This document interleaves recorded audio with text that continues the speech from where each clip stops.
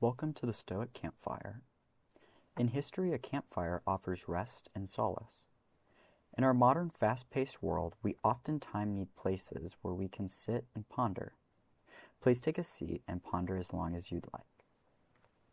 Today's episode is on becoming a virtuous leader. One of the questions I have had many people ask me is, what is a virtuous leader? And more so, how do you become one? Another way to say how to become a virtuous leader is how to become a core value leader. A virtue or a core value is something that simply you believe is right. It is a moral guiding principle, a moral compass, if you will. So, in order to ask the question of how does one become a core value leader, we must first ask the question of, what is a leader?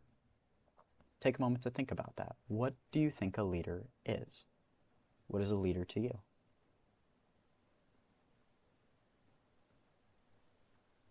The definition of a leader is simply someone who guides and directs people to accomplish an objective.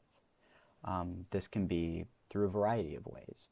This can be through teaching, mentoring, guiding, any other type of example. A good leader does this by two main methods. They do this by motivating the people they're around and by leading by example. If you motivate the person to the left and to the right of you, they will do just about anything they can to help you accomplish that objective. Likewise, if you show that you are setting the example and you're setting the pace, people will want to follow you. People will want to copy what you're doing.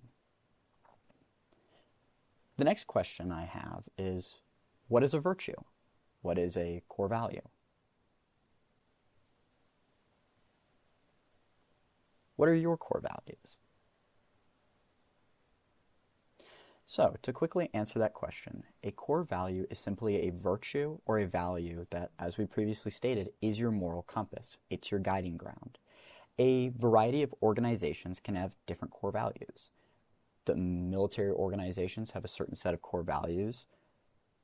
Independent organizations have a certain set of core values. But what's most important is your own independent set of core values, your own independent set of guiding principles. The Stoics had a set of guiding principles that they referred to as their four core virtues.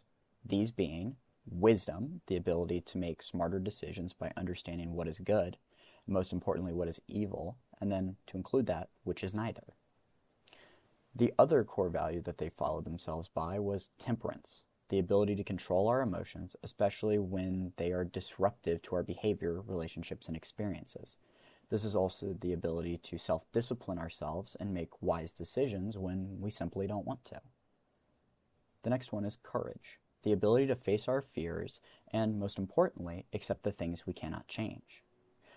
Another way to say that is also serenity, accepting the things that we cannot change about the environment around us. The next value is justice, the ability to do what is right and fair regardless of situation and regardless of surrounding. The next question that many people ask is, why is that important? Why is it important to have a certain set of virtues? Having a certain set of virtues helps you to prevent making unethical decisions. They serve as a guide for good decision making, but most importantly, they set a standard to live by. Without having a good standard to live by, you will always find yourself faltering. You will always find yourself in maybe an ethical trap. You will always find yourself in an issue that you really wonder how you got there. This serves as a good guiding stone and a good litmus test to prevent that from happening. One of the organizations I help with has a very easy set of core values. Theirs being integrity, service before self, a pursuit of excellence, and respect. I personally believe these to be very good core values. They simply hit all the marks of being a good, virtuous person. And if you combine those with the Stoic virtues, you have a very good and a very high standard to live by. I'm going to quickly break down each one of these values and explain how they help us as a leader.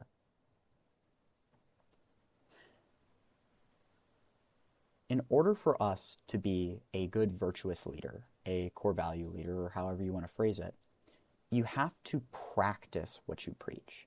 You have to hold yourself to a high standard. You have to do your very, very best to live virtuously. If you simply, while doing your job, try to be virtuous, but you are not virtuous outside your job, you will always find yourself faltering. You will always find yourself making mistakes. You will always find yourself asking the question, how did I get here? If you do not practice how you fight, if you do not do your very best to continue to maintain that standard wherever you are, you won't ever be able to meet the standard that you want.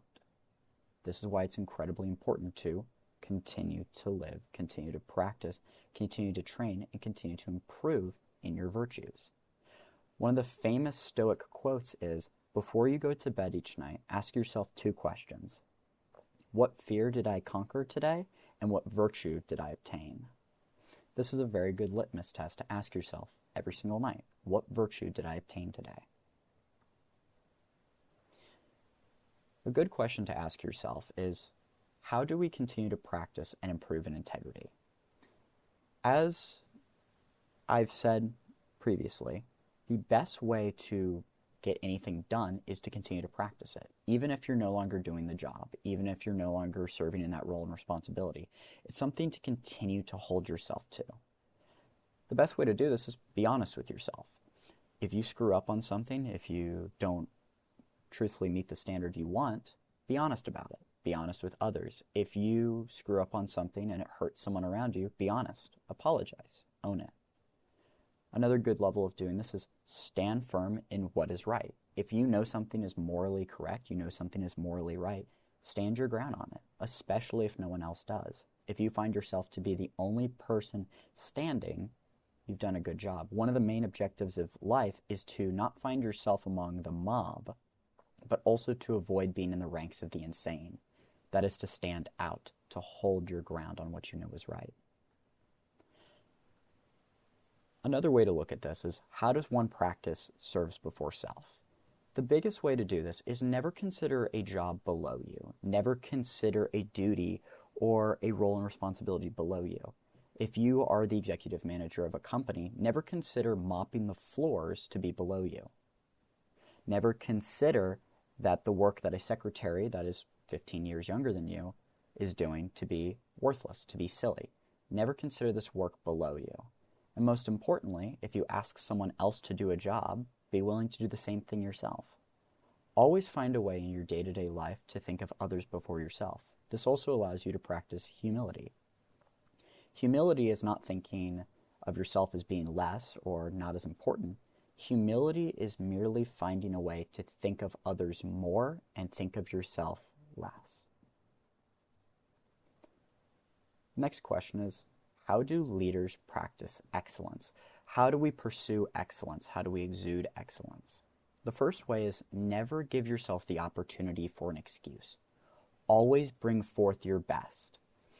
One of the things we talked about in yesterday's podcast was you always have someone looking up to you. There's someone who is always looking at the way you do things. So it's important to set an example worth following. Never give yourself the opportunity to excuse yourself. If you're like, this morning I don't want to go do my job, pull yourself out of bed and go do the best job that you can. If you are ever thinking to yourself, man, I really don't want to go on my run today, go on that run. Never give yourself the opportunity to say, well, it's raining. Well, I'm tired. Well, my knee hurts. Well, I just had a long day yesterday. Excuses don't matter. Get those out of your way and do your very best to live now and live immediately. Never settle for anything that is less than your standard. As a personal preference, I always set a standard that is very high and slightly out of my reach. The reason I do this is because I have to grow each time to meet it. If I simply set a standard that is only within my reach, then I'll always get it. It'll never be a challenge. It'll never improve me. Always aim to set your goal slightly outside your reach. How, as a leader, do we practice respect? How do we show respect? Give respect to everyone, especially when they don't show it to you. One of the best ways to be noted as a professional and truly to define yourself as being different than other people is to show respect, especially if someone cusses you out. If you have someone who's being very rude to you, is truly putting a damper on your day, Keep being polite and kind to them. In the same thing, there's 2 Stoic quotes that apply to this. If another person in their anger, if you will, can throw you off balance, they have a level of control over you that they shouldn't. And if you give power to the externals, which are the things outside of yourself, rather than empowering the internals, the thing that are within yourself, you will always find yourself at a loss. In the exact same regard, I believe it is Marcus Aurelius who says, the best revenge to get on your enemy is to simply choose to not be like them. Show respect and dignity to everyone you meet, especially to people that others don't notice. This will also have the side effect of making you more grateful. Do your very best on a day to try to smile at other people. This will change your perspective and allow you to maintain a more positive perspective each day. To cover everything that I've said, the best way to improve ourselves and to continue to live virtuously is, whenever given the chance between acting virtuously or acting incorrectly, choose to act virtuously. If you look back and realized you did not act the way that you wanted to, you didn't act the way that you think you should have, correct it, improve from it, and move forward. If you continue to bash yourself and say, I should have done this better, I could have been smarter, I could have been wiser, I could have done this, I could have done that, it'll do nothing but suck you into the past farther and farther. And as a result, you won't accomplish what you want to accomplish.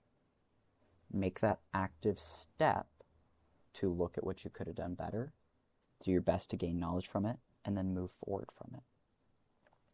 In the same regard of Stoic virtues, we must take the exact same approach. If we find ourselves acting outside of wisdom, then take that step back, do your best to gain decisions, do your best to look at your decisions where you think you made mistakes, learn from it, and move forward. There is a very silly quote that truthfully defines wisdom in the best way. Intelligence is knowing that a tomato is technically a fruit. Wisdom is knowing that a tomato does not belong in a fruit salad. Wisdom is your ability to determine what is good and what is evil. Practice wisdom constantly.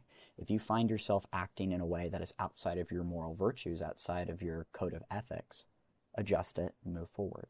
Same thing with temperance. If you find that I just lost control of my emotions, I spouted off when I should have, I got angry when I shouldn't have gotten angry, take that moment, pause, and rather than getting angry with yourself or upset with yourself, say, how could I have done this better? In that moment, I could have taken a break, I could have paused and taken a step back before acting. Many people simply live by knee-jerk reactions. They believe if something happens to them, they must respond to it.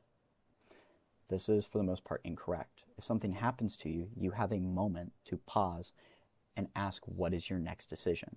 And all of us have had that moment where someone's made us mad, and we have that moment to think, should I say what I'm thinking? Some of us choose to say it, some of us choose not to. But we have the ability and the power to decide how we conduct ourselves. We can't necessarily choose how other people treat us, but we can choose how we respond and how we conduct ourselves. Same thing with courage. If you found yourself saying, I should have owned up to that, I should have taken responsibility for that, I should have stepped in between that situation. I have many of those situations. There's several situations that come to mind where I should have gone up and taken responsibility for a friend. I should have taken the blame for them so then they didn't have to deal with it. Or I could have gone up and dealt with a situation that would have saved all the people I was with.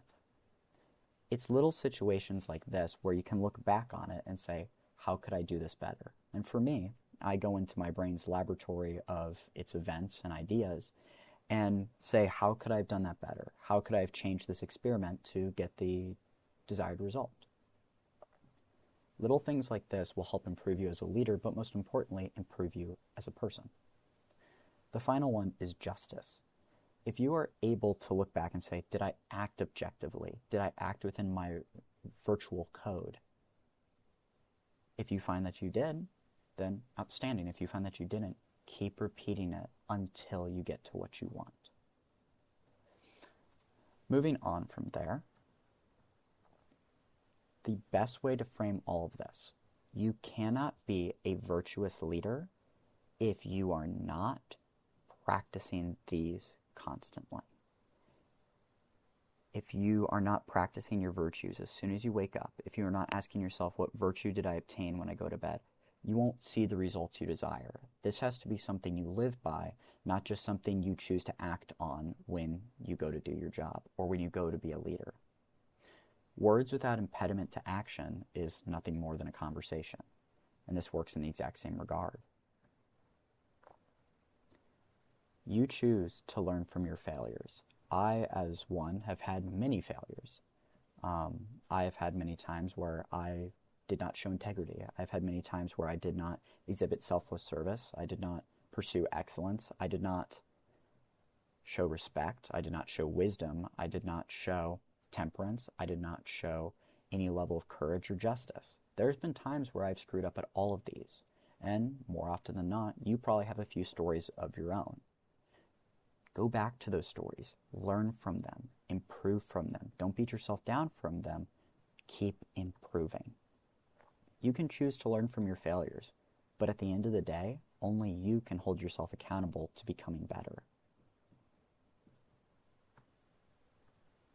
With that, my friends, that is all my comments for today. That is all that I have to say for today. I thank you for listening, and I hope that you have a great rest of your day, and I'll see you in the next episode.